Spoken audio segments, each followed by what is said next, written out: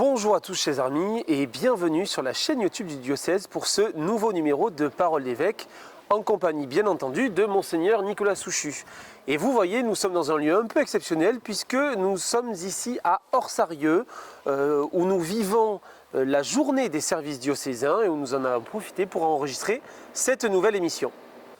Monseigneur, le mois de février a été marqué par les terribles révélations de violences et d'abus au sein de l'ancien établissement d'Aqua Cendrillon, aussi connu sous le nom de Notre-Dame du Sacré-Cœur. Que souhaitez-vous nous partager au sujet de cette affaire et surtout où en sommes-nous? Avez-vous pu par exemple rencontrer des personnes victimes?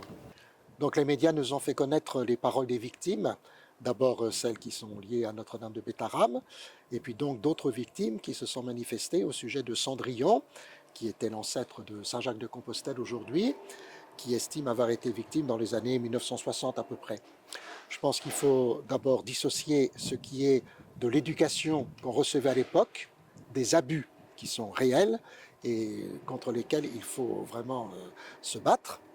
Il faut dissocier ce qu'est aujourd'hui Saint-Jacques de Compostelle, qui est un bel établissement, de ce qu'a pu être Cendrillon, qui était sans doute aussi à l'époque un bel établissement, voilà, malgré les abus qui étaient posés. Juste après le compte-rendu de la SIAZ, j'avais reçu 2 lettres de personnes qui estimaient, qui voulaient me dire qu'elles avaient donné leur témoignage à la SIAZ parce qu'elles estimaient avoir été abusées, y compris sexuellement.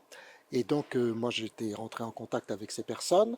La première, je lui avais proposé d'être écoutée par notre cellule d'accueil et d'écoute. Elle n'a pas donné suite. Et puis la deuxième personne, qui me parlait aussi de son frère, avait dit « de toute façon, c'est trop tard, je n'ai pas besoin d'aide ». Donc les choses s'en étaient arrêtées là. Depuis, moi, je n'ai pas eu d'autres... il y a eu quelques demandes d'informations et de témoignages par rapport à notre cellule d'accueil et d'écoute. Et je suis aussi en contact avec la personne qui a créé une association d'anciennes personnes qui auraient été abusées. Et c'est une personne qui elle-même n'a pas été abusée et avec lesquelles on va très certainement se rencontrer, y compris avec le directeur à la fois de Saint-Jacques de Compostelle et qui est en même temps directeur diocésain de l'enseignement catholique. Ce mois-ci, nous sommes allés à la rencontre de Nathalie Journet, secrétaire générale de notre synode, pour faire un bref point sur justement l'avancée des travaux. Alors nous avons eu 210 équipes synodales qui ont travaillé sur différents sujets. Nous avons reçu en tout 250 fiches. Nous sommes très heureux de ces 250 retours d'équipes synodales parce qu'on a vraiment un apport riche.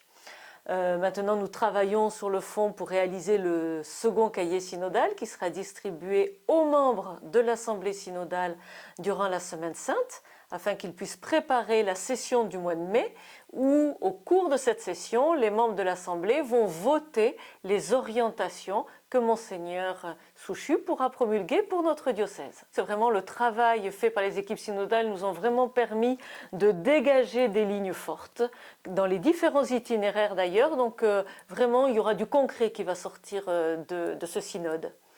Merci Nathalie et très bon travail au secrétariat général du synode pour les jours à venir avec un énorme travail à produire. Monseigneur, du 31 mars au 4 avril, vous vivrez l'Assemblée plénière des évêques de France à Lourdes, bien entendu. Elle sera notamment marquée par l'élection d'une nouvelle présidence.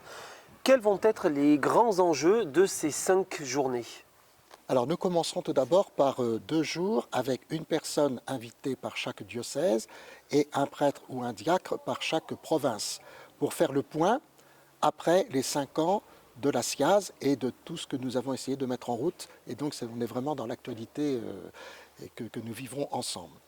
Ensuite, nous parlerons aussi de l'enseignement catholique parce qu'il faudra élire le secrétaire général de l'enseignement catholique. Donc là aussi, on reviendra évidemment sur les questions d'actualité. Il y a des questions qui seront sur l'intelligence artificielle, car il faut aussi que nous puissions réfléchir à cela. Et puis, il y a aussi tout un chapitre sur l'aide apportée aux personnes qui ont été abusées lorsqu'elles étaient majeures. Et là, on a continué la réflexion qui n'avait pas pu aboutir complètement au mois de novembre.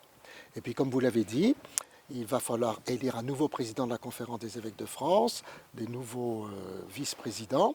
Et puis, il va falloir aussi élire un nouveau conseil permanent, puisque le nouveau conseil permanent sera il y aura un représentant, enfin, un évêque élu par l'ensemble des évêques, mais de chaque province. Donc là, ça va nous prendre un petit peu de temps pour constituer une nouvelle, essayer de constituer une nouvelle manière de vivre ensemble la conférence des évêques, à la fois en lien avec la collégialité et en lien avec la synodalité, comme nous le ferons au début de cette conférence.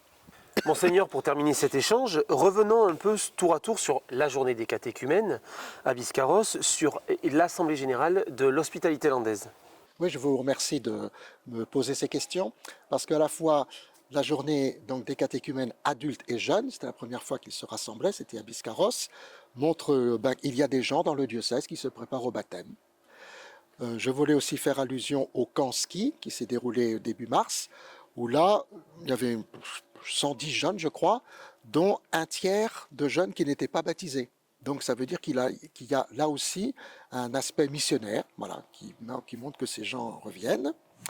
Il y a aussi donc eu l'Assemblée générale de l'hospitalité landaise, et là aussi on peut dire que tous les ans, c'est une grâce, hein, l'hospitalité se renouvelle, il y a toujours de nouveaux hospitaliers qui viennent pour s'occuper des malades, ce qui est quand même assez ardu, et je remercie l'hospitalité landaise aussi pour leur disponibilité tout au cours de l'année, et là ils savent très bien qu'avec notre synode diocésain, eh bien il va y avoir aussi quelques petites occupations, et ça c'est très important. Et puis je voudrais terminer par, puisque nous sommes ici à Orsarieux, nous y vivons donc la journée des services diocésains, ça fait plusieurs années que nous le faisons ensemble, pour créer vraiment des liens entre les personnes qui, chacune dans son service, salarié ou bénévole, eh bien, œuvrent pour la mission du diocèse. Et comme je l'ai un petit peu redit dans la journée, c'est important, c'est de regarder aussi l'objectif. Et je proposerais simplement qu'on regarde les deux croix qui sont à côté de l'église, qui sont les croix les plus anciennes que nous avons dans les Landes. Donc ça veut dire que nous sommes les héritiers de plein de gens qui, au fur et à mesure des siècles, eh bien, se sont arrangés comme ils pouvaient, comme nous pouvons, pour annoncer cette bonne nouvelle et qui nous met sur un chemin de carême, qui est aussi un chemin d'espérance. Merci Monseigneur pour ce temps partagé en votre compagnie devant donc cette belle église Saint-Martin d'Orsarieux. Merci infiniment à Julie pour la réalisation et le montage de cette vidéo. Nous nous retrouverons maintenant dans un mois, le 15 avril, en plein cœur de la Semaine Sainte. D'ici là, je vous souhaite à toutes et à tous un très bon carême.